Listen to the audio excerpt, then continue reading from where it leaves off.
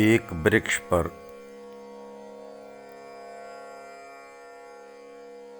दो कबूतरों का जोड़ा रहता था।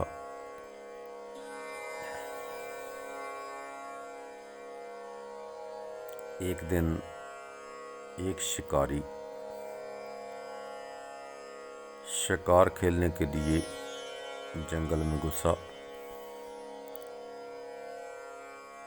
उसने अपने शिकारों को पकड़ने की कोशिश की और सारा दिन बीत गया। कोई भी पक्षी उसके हाथ न लगा। उसका जाल खाली रह गया। रात होने लगी। जाड़ों का मौसम था, ठंडी का मौसम था। शाम को उसने सोचा कि अब घर खाली हाथ लौटना क्या है, रात जंगल में ही ठहर लेता हूँ। सुबह उठकर फिर शिकार पकड़ने के लिए चल दूंगा। एक वृक्ष के नीचे वो ठहर गया। उसको ठंडी लगी। बहुत कड़ाके की ठंड थी। जब रात का अंधेरा गहरा हुआ, उसको बहुत ठंड लगने लगी। उस वृक्ष के ऊपर वो ही कबूतरों का जोड़ा रहता था। एक कबूतर दूसरे कबूतर को कहता है कि भाई, इसको ठंड लग रही है। वो आपस में पति और पत्नी थे।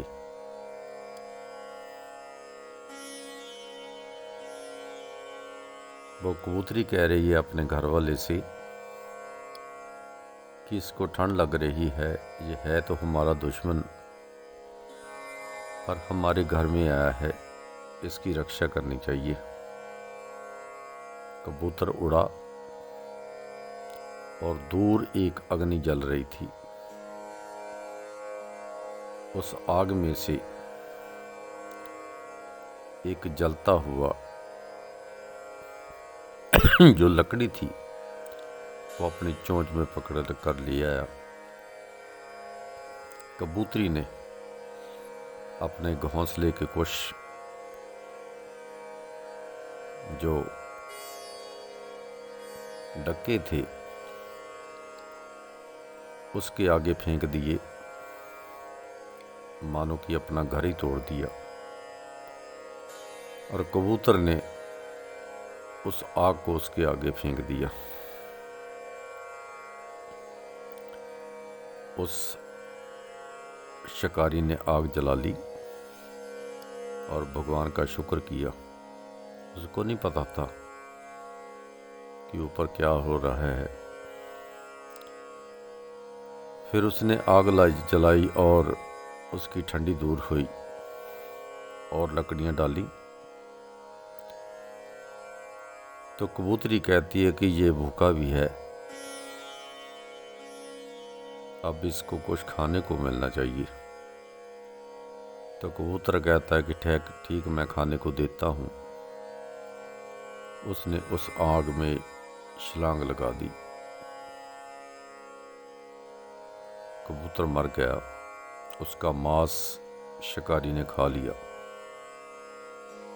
वो कबूतरी कहती है कि अब मैं कल अकेली रहकर क्या करूंगी।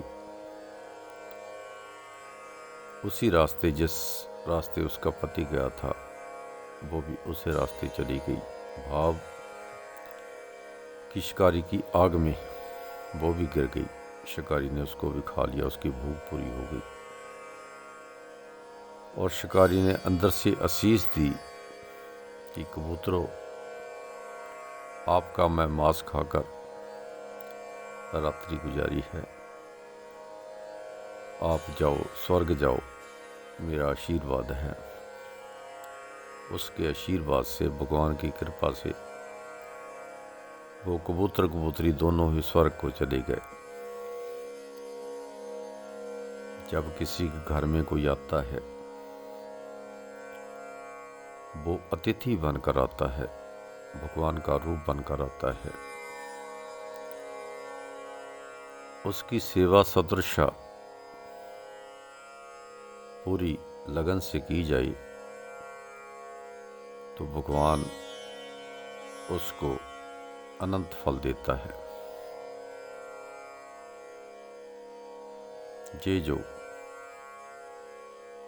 हमारा शरीर, हमारा धन, हमारा घर, हमारा परिवार, हमारी जमीन जायदाद, हमारी दौलत जो भगवान ने दी है,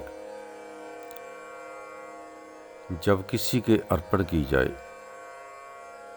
किसी की सेवा में लगाई जाए, किसी दुखी की सेवा की जाए,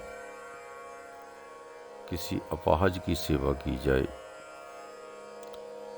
किसी लोड़वंद की सहायता की जाए, तो उसके अंदर से अपने आप ही आशीर्वाद निकलता है तो सब कुछ भगवान का, और जितना जितना किसी को दिया है उतने पर उसका अधिकार है।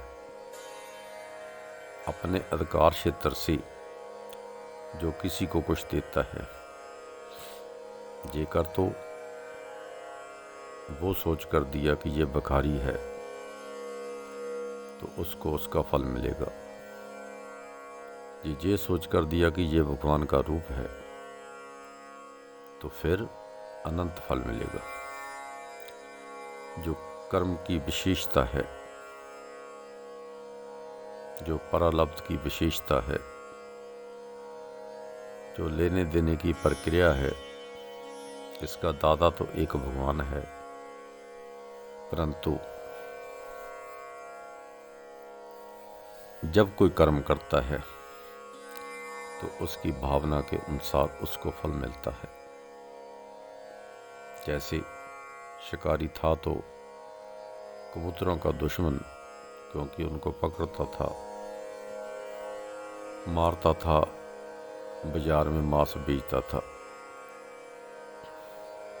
पर उन्होंने सोचा कि ये भगवान का रूप है हमारे लिए, हमारे घर में आए, इसकी सेवा सदृश करनी चाहिए। तब उन्होंने विचार करके अपने प्राण भी गवा दिए, अपना घर भी गवा दिया, अपना सारा कुछ गवा के उस अतिथि के लिए समर्पित हो गए।